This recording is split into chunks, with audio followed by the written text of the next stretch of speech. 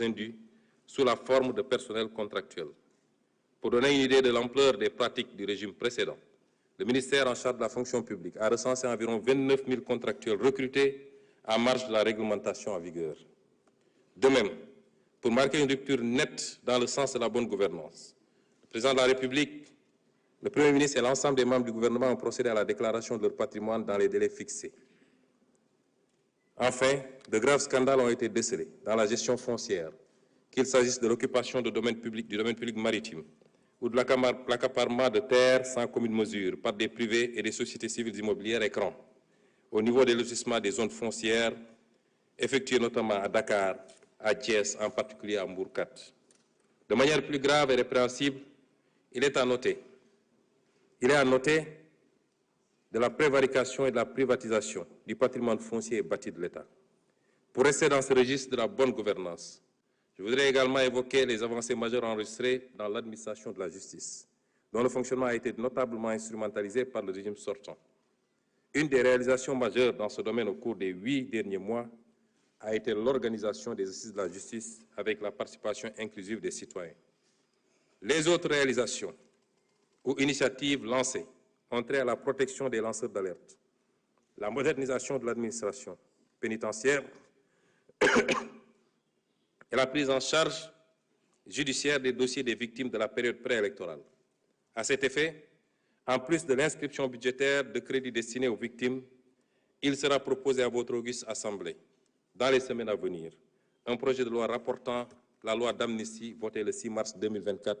par la précédente législature. Pour que toute la lumière soit enfin faite et les responsabilités établies, de quelque bord qu'elles se situent. Il ne s'agit pas ici de chasse aux sorcières, encore moins de vengeance, car aucun sentiment de revanche ne nous anime. Loin de là, il s'agit simplement de justice, pilier sans lequel aucune paix sociale ne peut être garantie. Monsieur le Président de l'Assemblée nationale, honorables députés, la vision d'un Sénégal souverain a été prise en charge dès la formation du gouvernement, avec notamment l'exigence de défendre en tout premier lieu les intérêts du Sénégal et de ne plus jamais nous laisser dicter notre conduite dans la gestion des affaires publiques et la défense du citoyen sénégalais. Il en est pour preuve les positions ouvertement affichées par M. le Président de la République dans les instances internationales, que ce soit à la tribune des Nations Unies, au Forum mondial pour la souveraineté et l'innovation vaccinale, au sommet des Jeux olympiques du développement durable, aux réunions de l'Organisation de la coopération islamique. Nous militons pour un rééquilibrage de la gouvernance mondiale et le respect des valeurs universelles de paix et de droits de l'homme, en particulier la fin du génocide à Gaza et la reconnaissance des droits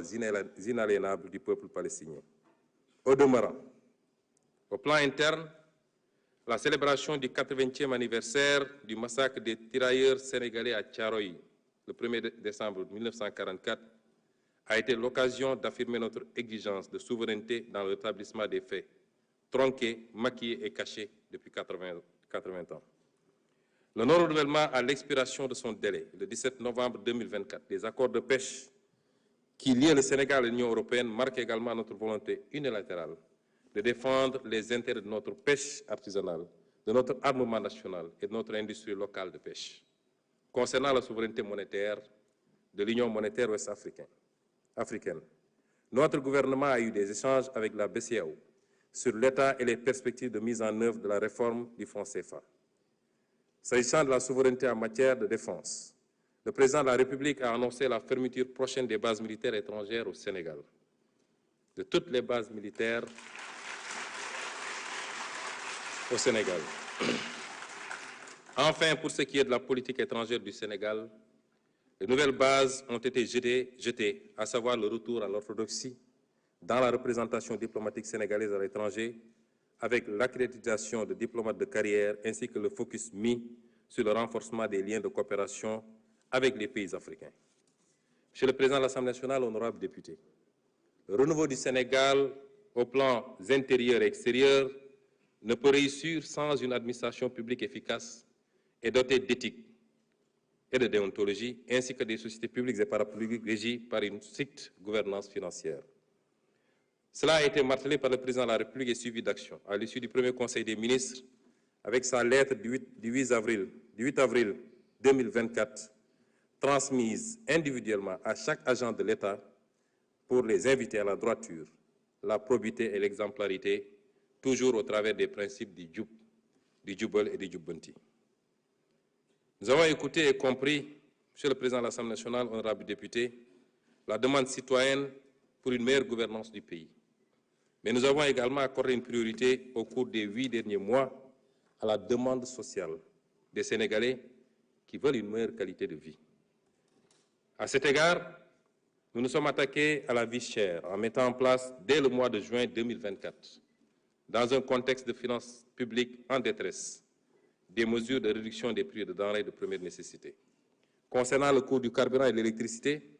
les mesures utiles ont été prises pour le rétablissement de l'orthodoxie dans la passation des marchés d'approvisionnement en hydrocarbures et la diversification de leurs sources.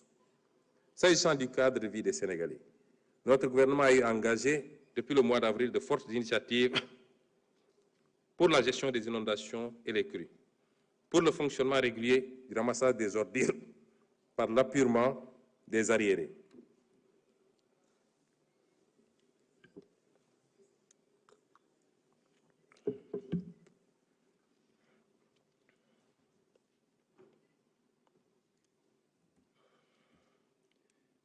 Pour le fonctionnement régulier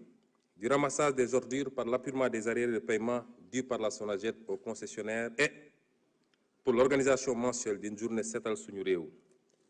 s'agissant en particulier de la gestion des inondations et des crues.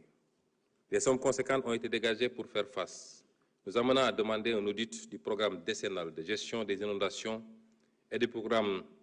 d'assainissement des 10 villes qui ont englouti respectivement 285 milliards de francs CFA et 77 milliards de francs CFA sans résultat tangible. Monsieur le Président de l'Assemblée nationale, honorables députés, dans le domaine de l'équité sociale, préoccupation prioritaire pour le gouvernement, nous nous sommes attelés à gérer l'impact des contraintes de finances publiques sur le paiement des bourses de sécurité familiale, avec l'appurement des arriérés prévus au cours du premier trimestre 2025. L'équité sociale s'est également manifestée sur tout le territoire national à chaque fois que des catastrophes naturelles ou des accidents sont remarqués par des appuis financiers et en nature, notamment à la suite des inondations, des crues des fleuves Sénégal et Gambie, des accidents routiers et j'en passe. Monsieur le Président de l'Assemblée nationale, honorables députés, mon gouvernement a pris résolument en charge un maillon essentiel de notre développement économique et social au cours des 8 derniers mois, à savoir le capital humain, en particulier le secteur de l'éducation et de la formation. 2 conseils interministériels ont été consacrés à la préparation des examens au concours ainsi qu'à la rentrée scolaire. D'importantes décisions ont été prises à l'issue de ces conseils, parmi lesquelles la résorption du déficit d'enseignants, l'élimination progressive des abris provisoires, la prise en charge de la problématique du défaut de pièces d'état civil des élèves, le paiement des primes et indemnités d'examen. Mon gouvernement se préoccupe fortement des taux d'échec élevés du CFE, 34,5%, au BFM, 26% et au baccalauréat, 49,5%. Cela signifie qu'une proportion significative de nos enfants quittent l'école sans diplôme correspondant à leur cycle scolaire. Nous devons y remédier. Dans le domaine de l'enseignement supérieur, le défi majeur en cours de prise en charge est la transformation systématique du secteur avec la mise en place imminente d'un comité de pilotage chargé de proposer au Président de la République des mesures pertinentes. À cette fin, d'ores et déjà, les actions requises pour le rétablissement du calendrier universitaire et la pacification de l'espace universitaire ont été engagées. Les actions en direction de la jeunesse et de la promotion de la citoyenneté n'ont pas été en reste depuis avril 2024 avec l'organisation des vacances agricoles, le repositionnement du service civique et du volontariat au niveau de la primature pour plus d'impact et la systématisation du concept armée-nation dans tous les domaines d'activité